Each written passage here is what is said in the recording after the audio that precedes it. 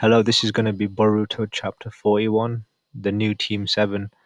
So, at this current moment, we got the Team 7. So, we got Boruto, Kawaki, Sadara, and Mitsuki just sat behind some boulders, kind of analyzing and thinking what to do next.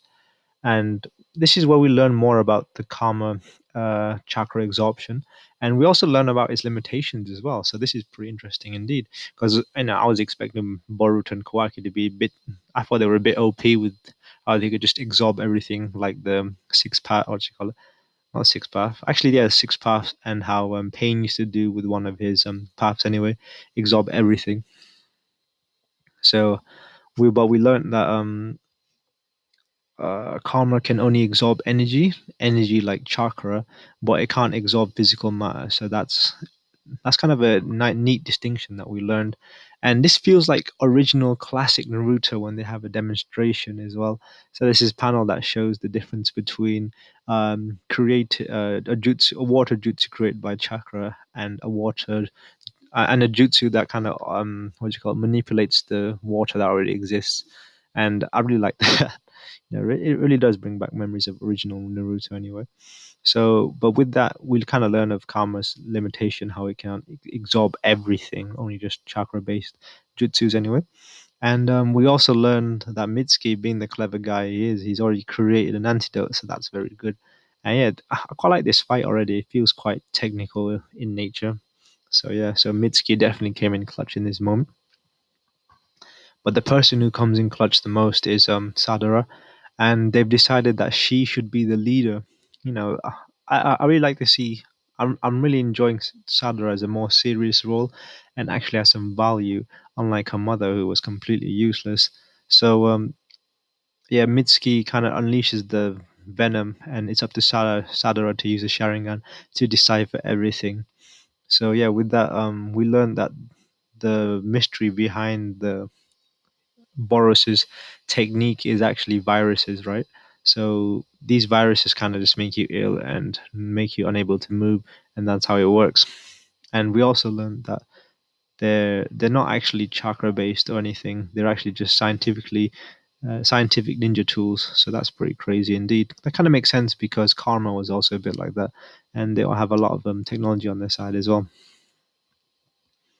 So yeah, I'm excited to see Sadara take the role as captain, and that's one step closer to her becoming Hokage because that's what she wants to do. So, the, what the heck?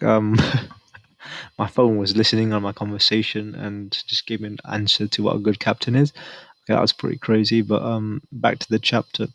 So yeah. So I guess Sadara needs to learn how to manage three other shinobis before she manages a whole nation of shinobis. So that'd be pretty. That's a step in the right direction. And with that, she takes lead. And as I was saying earlier, I'm really enjoying that Sadara is actually able to do something and is competent, unlike her mother. I make a reference again because Sadara is completely useless, and I'm not even trying to be disrespectful to her, but she really was. She really didn't do much, especially in the original Naruto, except hide behind Sasuke and Naruto. So I'm really liking how Sadara is being portrayed anyway. But why is she wearing heels? Oh my goodness, that looks stupid. This is one panel where we just see a picture of Sadara's legs and she's wearing heels. Like this is no place to be wearing heels, man. Oh, and it looks so off as well. I've got to say I'm not a fan of that design choice. Like especially in the panels coming up. Yeah, the heels do not suit this whole area. So yeah, so Sadara jumps into action against Boros, and I don't know how they're able to go toe to toe with Boros.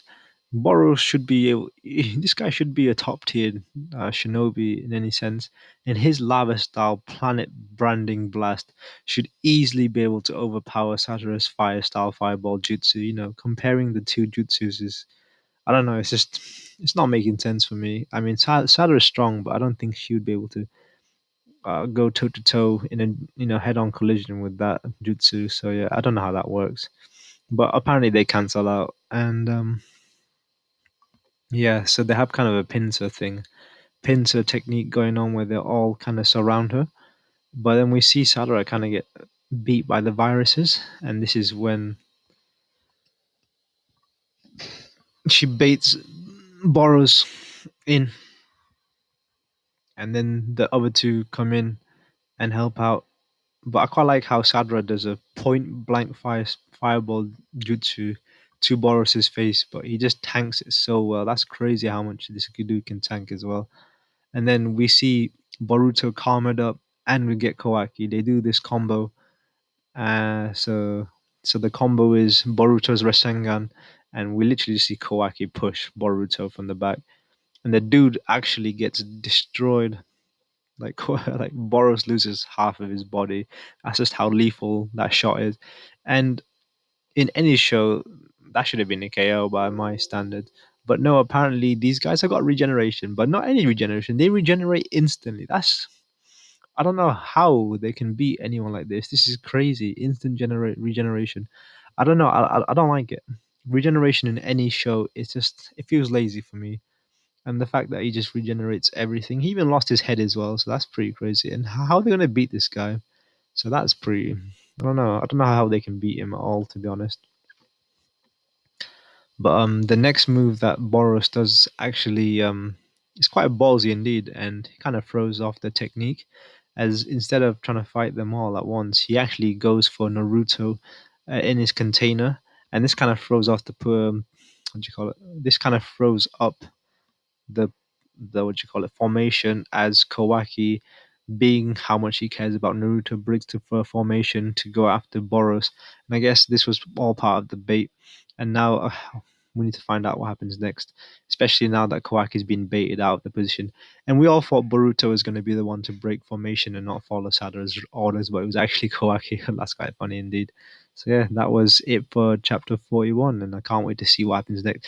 The fight definitely, this fight is quality fighting, but I'm just not there with the consistency of the scaling wise. Like in terms of power and strength, I don't think these four should be able to go against Boros in any way. But somehow they're actually managing. So I'm guessing it is what it is. But apart from that, I've got no qualms. I quite like all the techniques, little details that they've been using. It feels a lot like the original Naruto, which I do enjoy quite a bit. So yeah, I'm definitely enjoying this arc a little bit. Just not happy with the consistency of the power levels. But yeah, apart from that, it's good. And you should be reading this. Bye.